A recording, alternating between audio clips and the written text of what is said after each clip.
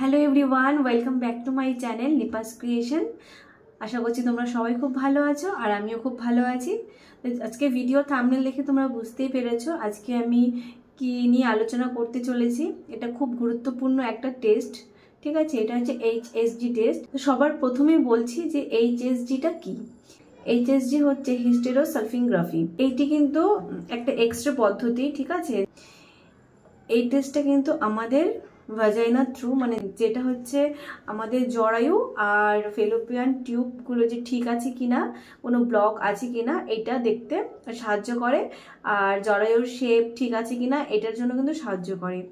HSG টেস্টের আমার personal experience কি সেটাই তোমাদেরকে বলছি। আর ভিডিওটা সম্পূর্ণ দেখবে, স্কিপ করবে না। লাস্টে আমি বলবো যে সত্যি এটা করলে কি প্রেগনেন্সি সত্যি তাড়াতাড়ি আসে কিনা।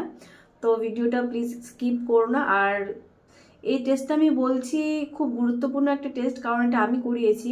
তোমরা যারা যারা বলছো যে তোমাদের পিরিয়ডের কোনো সমস্যা নেই, তোমাদের পিরিয়ড রেগুলার, তোমার হাজব্যান্ডেরও প্রবলেম নেই, তোমাদের পিসিওডি বা পিসিওএস নেই, সেমন কোনো কিছুই নেই, ঠিক আছে? তা সত্ত্বেও যারা যারা কনসিভ করতে পারছো না, তাও তাদেরকে আমি একটা কথাই বলতে পারি যে তোমরা ডক্টরকে দেখিয়ে এই এইচএসজি টেস্টটা করিয়ে নাও। আর এখন কিন্তু ডক্টর এই মানে টেস্টটা কিন্তু প্রেসক্রাইব করে থাকে। তো আমি সবাইকে এটাই বলবো যে এই টেস্টটা করে নাও। এই টেস্টটা কিন্তু খুব গুরুত্বপূর্ণ একটা টেস্ট। এটা করিয়ে রাখলে আর কি তোমাদের নিজেদেরও ভালো হবে। তোমরা জানতে পারবে যে তোমাদের প্রবলেমটা কোথায়। আলট্রাসোনোগ্রাফিতে আমাদের ওভারিগুলো চেক করা হয় যে ডিম বাড়ছে কি বাড়ছে না, বা আমাদের পিসিওডি আছে কিনা সে সমস্ত যেমন চেক করা হয়। এই টেস্টটা সম্পূর্ণ কিন্তু আলাদা। এই টেস্টটা কিন্তু তোমাদের ভেতরে ফাংশনগুলো চেক করবে যে আমাদের দুটো যে ফেলোপিয়ান টিউব রয়েছে, আমি সাইডে পিকচার দিয়ে দিচ্ছি, এই টিউবগুলো যদি কোনো কারণে ব্লক থাকে, একটু জালি জালি টাইপের ব্লক থাকে, তাহলে কিন্তু মেল স্পার্মটা কিন্তু ভেতরে গিয়ে কিন্তু এগটাকে ফার্টিলাইজ করতে পারবে না। সেই জন্যই বলছি এই টেস্টটা একটা খুব ইম্পর্টেন্ট একটা টেস্ট। তো আমার এক্সপিরিয়েন্স কি, চলো এটা আগে শেয়ার করি তোমাদের সাথে। তো আমার সমস্ত রকমের তো টেস্ট হয়ে গেছিলো, তো ওখানটাতে কোনো সমস্যা ছিল না। আমার ফলিকুলার স্টাডিও হয়েছে, হ্যাঁ, যে আমার এগও ঠিকঠাক বেরোচ্ছিল, র্যাপচারও হচ্ছিল, তার সত্ত্বেও আমার কনসিভ হচ্ছিল না। তারপরে কিন্তু এইচএসজি টেস্টটা করানোর একটাই ছিল কারণ, সেটা হচ্ছে ডাক্তার দেখতে চাচ্ছিল যে আমার টিউবগুলো ওপেন আছে কিনা। তো ওই টেস্টটা করানোর, আর যাদের কিন্তু টিউব হালকা পাতলা ব্লক থাকে, ওই টেস্টটা করলে কিন্তু অনেক সময় কিন্তু অনেকের টিউব খুলে যায়। এটা একটা প্লাস পয়েন্ট এই টেস্টটার। আর কষ্ট বলতে অনেকের তো সবার বডি আলাদা রকম রিয়াক্ট করে। তো আমি আমার নিজের অভিজ্ঞতা দিয়ে বলছি যে আমার এই টেস্টটাতে কিন্তু খুব মারাত্মক যে ব্যথা, ওরকম ব্যথা হয়নি, যেটা সহ্য করতে পারবো না। মানে আমরা যে যারা যারা কনসিভ করার জন্য প্ল্যানিং করি, হ্যাঁ, প্রতি মাসে যে কষ্টটা আমরা পাই যে না পিরিয়ডটা চলে আসে, ওই ব্যথার কাছে এই ব্যথাটা একদম কিছুই লাগে না। তোমরা যদি ওই ব্যথার সাথে কম্পেয়ার করো তাহলে ভাববে যে ওই ব্যথা থেকে এই ব্যথা কিচ্ছু না। এই টেস্টটাকে ওইরকম পজিটিভভাবে নেবে যে এই টেস্টটা করালে হতে পারে আমরা আমাদের প্রবলেমগুলো সব কিছু জানতে পারবো, ভিতরে কি আছে না আছে সমস্ত কিছু জানতে পারবো, হয়তো কনসেপ্টটা খুব তাড়াতাড়ি হয়ে যাবে। তাহলে দেখবে এই ব্যথা কিছুই না। আমি সহ্য করতে পেরেছি, আশা করছি তোমরাও সহ্য করতে পারবে। দেখো আমি তোমাদের সামনে সুস্থভাবে কথা বলছি, ওরকম ব্যথা নেই যে খুব মারাত্মক ব্যথা, আমি আর বাজবই না, এরকম ধরনের কিচ্ছু নেই। আমিও প্রচুর ভিডিও দেখে ভয় পেয়েছিলাম, ঘাবড়ে গেছিলাম, ঠিক আছে? কিন্তু ওইখানটাতে গিয়েও এরকম না যে আমি ঘাবড়ে যাইনি। আমরা 4 জন ছিলাম এই টেস্টের জন্য, হ্যাঁ। তো 4 জনের মধ্যে আমি 3 নম্বরে গেছি। আমি ফার্স্টে যাওয়ার একদমই ভয় পাচ্ছিলাম, যে বলছিলাম যে আমি ফার্স্টে তো যাবোই না। তো ওরা আরও যে আমার সাথে যারা গেছিলো ওরা বলছিল যে আমরা আগে যাই তারপরে তুমি যাও। ওদেরটা একদম তাড়াতাড়ি হয়ে গেছিলো, খুব কম মিনিটের মধ্যে হয়ে যায়, খুব বেশি হলে 4 কি 5 মিনিটের মধ্যে কিন্তু এই টেস্টটা হয়ে যায়। তো ওরা দিকে গিয়ে ছটাফট চলে আসছিল। আমার যখন টাইম হলো গেলাম, আমি তো এতটাই নার্ভাস ছিলাম।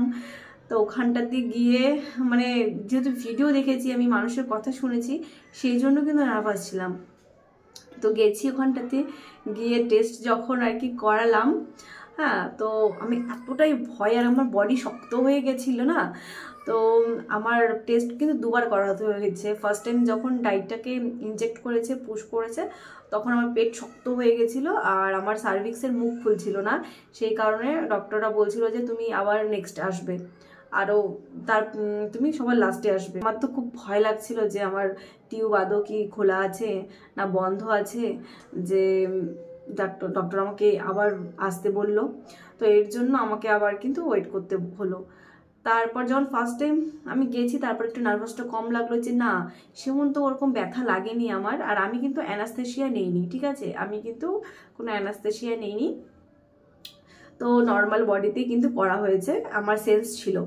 তো ভাবলাম যে সেরকম তো পেন না যে আমি এটা করাতেই পারবো না, একটুকু তো সহ্য করাই যায়। তো আমার মনে একটু সাহস চলে এসেছিলো। তারপর নেক্সট টাইম কিন্তু আবার যখন গেছি তখন মন শক্ত করে একদম শুয়ে পড়েছি ওই স্ট্রেচারে, শুয়ে তারপর রিল্যাক্সভাবে বডিটাকে একদম ছেড়ে দিয়েছি। তারপরে কিন্তু খুব ইজিলি কিন্তু আমার ওই টেস্টটা কমপ্লিট হয়ে যায়। আর রিপোর্ট তোমরা এই যে দেখতেই পাচ্ছ, দেখো আমার রিপোর্ট কিন্তু ভালো এসছে। তোমরা যদি ঘাবড়ে যাও, তোমরা যদি বডিটাকে শক্ত করে রাখো, তাহলে কিন্তু অনেক সময় টিউব খোলা থাকলেও কিন্তু ওই এক্সরেতে সোনোগ্রাফি ওই প্লেটটাতে কিন্তু তোমাদের আর কি দেখায় টিউব ব্লক আছে, ঠিক আছে। তো তোমরা একদম নার্ভাস হবে না।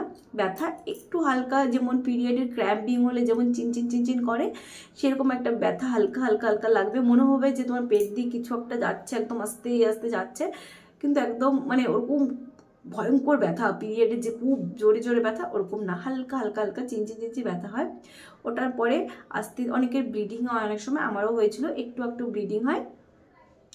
হ্যাঁ, তো ওই টেবিল থেকে নেমে টেমে আস্তে আস্তে আস্তে আস্তে নেমেছি। নামার পরে হাঁটা চলাটা একটু আস্তে আস্তে হয়, কারণ তলপেটটা মনে হয় কি যে অনেকটা ভারী ভারী হয়ে গেছে, এরকম একটা ফিলিংস আসে। তো হালকা হালকা ব্যথাটাও চিনচি চিনচি করতে করতে ব্যথাটাও একটু বাড়তে থাকে। আর ওইখানটাতে কিন্তু একটা তোমাদেরকে ট্যাবলেটও দিয়ে দিবে, যে এই ট্যাবলেটটা আর কি খেয়ে নেবে। তো ওই ট্যাবলেটটাতে ব্যথা একটু হলেও তুমি কম পাবে। আর আস্তে আস্তে আস্তে আস্তে আস্তে কিন্তু ব্যথাটা কিন্তু বাড়বে, ঠিক আছে। বাড়বে বলতে ওরকম বাড়বে না, ততক্ষণে তুমি বাড়িতেও পৌঁছে যেতে পারো। তো একটু রেস্ট করে নেবে, একটু ঘুমিয়ে নেবে, তারপর থেকে একদম অটোমেটিক আমার একদিন কি দুদিনের মধ্যে আমি একদম একদম সুস্থ হয়ে গেছিলাম। এমন না যে তুমি হাঁটাচলাই করতে পারবে না, তুমি হাঁটাচলাও করতে পারবে, সবই করতে পারবে, শুধু একটু মনে হবে যে একটু ভারী ভারী লাগছে, তলপেটটা একটু চিনচিন চিনচিন করছে, এরকম একটু লাগবে। যেমন আমাদের পিরিয়ড হলে একটু ভারী ভারী লাগে তলপেটটা ফার্স্ট 1-2 দিন, সেরকমই একটা ফিলিংস লাগবে, তাছাড়া আর কিছুই না। আচ্ছা, এবার বলছি যে আমার এই টেস্টটা করাতে কত টাকা লেগেছে। এখন দেখো, এই টেস্টটা করাতে এক এক জায়গায় এক এক রকম টাকা লাগতে পারে। তো আমার লেগেছিল 3,500 টাকা। তো এই টেস্টটা করাতে আমার 3,500 টাকা লেগেছিল। আর রিপোর্ট কিন্তু তোমাকে সঙ্গে সঙ্গে না, আধা ঘন্টা ওয়েট করতে হতে পারে, আধা ঘন্টার মধ্যে কিন্তু রিপোর্টটা চলে আসে। তো রিপোর্ট কিন্তু বেশি টাইম লাগে না। আর এই টেস্টটা করানোর পরে কিন্তু অনেকেই কিন্তু গুড নিউজ পেয়েছে। তোমাদেরকে বলছি, যাদের আর কি খুব লাক ভালো, তারা কিন্তু 100-এর মধ্যে 30% মানে মেয়ে কিন্তু মা হতেই পারে, ঠিক আছে। এই টেস্টের একটা প্লাস পয়েন্ট সত্যি রয়েছে। টেস্টটা করানোর 3 মাসের মধ্যে কিন্তু তোমরা প্রেগনেন্সি কনসেপ্ট করতে পারো। আমি পেরেছি কিনা সেটা তোমরা তো জানোই আমার গল্পটা। এই জিএসজি টেস্ট করানোর পরেই আমার প্রেগনেন্সি এসছে, ঠিক আছে। আর এইচএসজি কি সত্যি সত্যি যে একদম কনফার্ম প্রেগনেন্সি আনবেই, সেটার কোয়েশ্চেনের আনসার দিচ্ছি আমি এখন। দেখো, একদম 100% তো আনবে না, কিন্তু 30% যে বললাম, 30% কিন্তু ইনক্রিজ করে তোমার প্রেগনেন্সির চান্সটা, যে তুমি প্রেগনেন্ট হতে পারো, যদি টিউব তোমার দুটোই ওপেন থাকে। ব্লক থাকলে কিন্তু এটা হবে না। ব্লক থাকলে কিন্তু ডক্টররা তোমাকে মেডিসিন দিতে পারে, বা যার একটু বেশি ব্লকেজ তাদের কিন্তু ছোট একটা অপারেশনও হতে পারে, তখন খুলে যায় টিউবটা। তো যাদের টিউব খোলা থাকে, দুটো টিউবই ওপেন থাকে, তাদের কথা বলছি, তারা কিন্তু কনসেপ্ট কিন্তু ন্যাচারালভাবে করতে পারবে। হ্যাঁ, এটা একটা প্লাস পয়েন্ট আছে। বিশেষ করে কিন্তু এই টেস্টটা করার 3 মাস পর বা 3 মাসের মধ্যেই কিন্তু মানে প্রেগনেন্সি কিন্তু চলে আসে। আমার নিজের চোখে দেখা আছে অনেকেই। তাই জন্য দেখো, এই কথাটা শুনে কিন্তু তোমাদের মনে কিন্তু অনেকটাই আনন্দ হলো যে ওই টেস্টটা তো ব্যথা একটুখানি হবে, এটা করেই নিতে পারি। তো তোমরা কেউ টেনশন করবে না, কেউ ঘাবড়াবে না। ডক্টর যা বলেছে টেস্টটা করো। আর এই টেস্টটা কিন্তু তোমাদের ডক্টররা বলেই দেবে মানে কতদিন থেকে কতদিনের মধ্যে করাতে। আমি 9 নম্বর কি 10 নম্বর দিন করিয়েছিলাম এই টেস্টটা। 8 নম্বর দিন থেকে মনে হয় 10 নম্বর দিন পর্যন্ত মধ্যে করাতে হয়, কিন্তু 9 নম্বর দিনে করিয়েছিলাম এই টেস্টটা। কারণ এই টাইমটাতে করালে পরে এই টেস্টটা তোমার যদি ওই মান্থে যদি তোমার প্রেগনেন্সিও আসে তাহলে একদম সেফ থাকবে, প্রেগনেন্সিতে কোনো প্রবলেম হবে না। কারণ ওই 8 থেকে 9 নম্বর দিনের মধ্যে 10 নম্বর দিনের মধ্যে কিন্তু আমাদের বডিতে এগ কিন্তু বেরোয়ও না, কোনো অসুবিধাও হয় না, ঠিক আছে।